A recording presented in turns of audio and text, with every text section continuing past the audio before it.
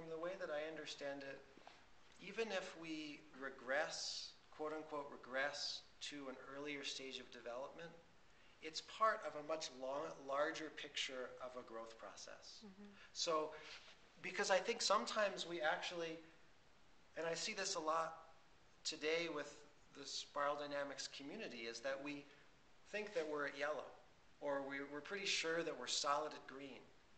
And that may be true. But what also may be true is that we haven't fully healed certain aspects. For example, there are so many people that as young children, they were living in the, you could say, purple mindset, where they're seeing fairies and everything is magic and it's this alive and wonderful place, and all of a sudden the parent comes and says, "You're not seeing that. There's no such thing as fairies." And you're like, "What do you mean there's no such thing as fairies?" And you say, "No, I'm certain.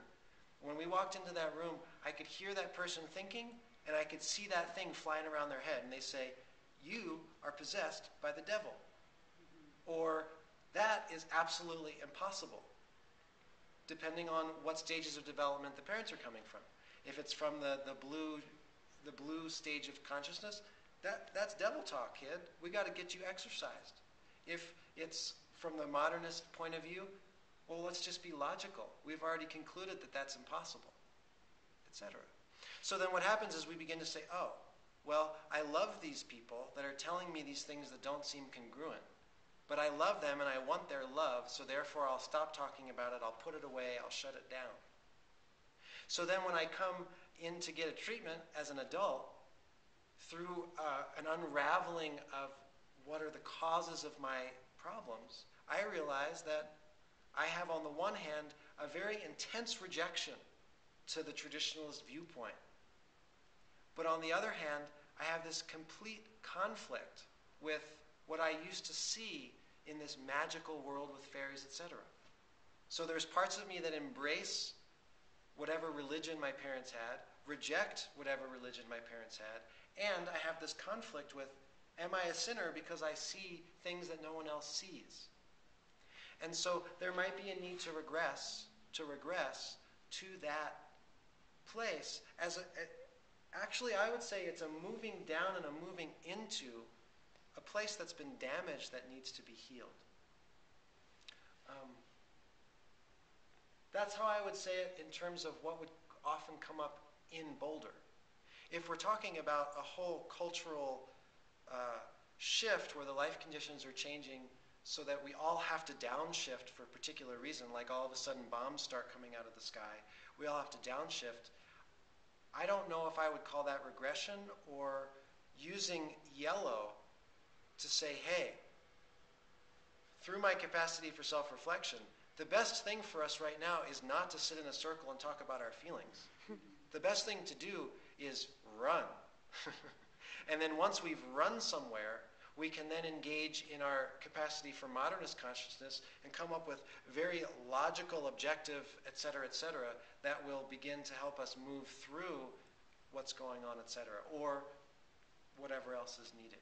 So some of what can sometimes look like a stage regression could really just be a state change. Yeah, absolutely. And I think it depends on from whose perspective are we making that assessment that it's a regression. Mm-hmm. I mean, if somebody is in a stage where they're a very devout Christian, and then they leave all that, and then they go to a stage where they're a CEO, etc., but they've completely rejected it, as well as rejected many other things in their life. If all of a sudden they go through this whole spiritual transformation, reincorporating purple, reincorporating all of these other aspects, from a larger perspective, that was a growth process. And again, I think, see, the timeline that this loving force is on is very different than our timeline of a lifetime.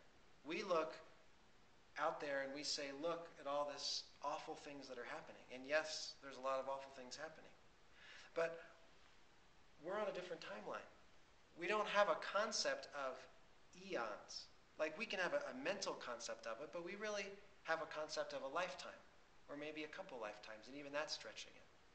So I think it also depends on from whose perspective or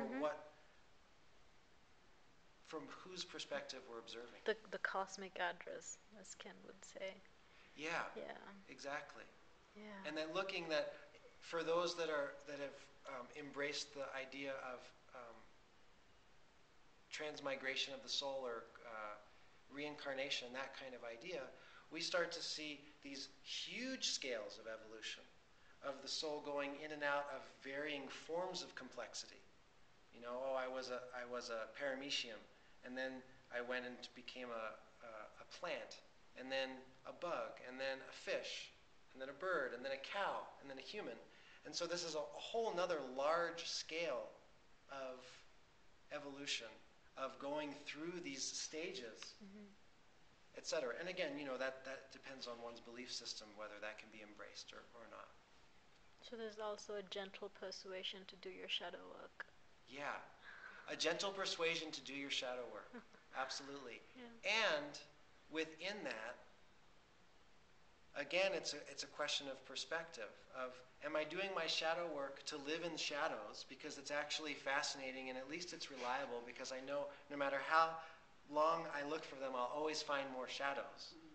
Or am I looking to do shadow work for the sole purpose of contacting what's underneath it, which is this motivating force? So it's a question of attention.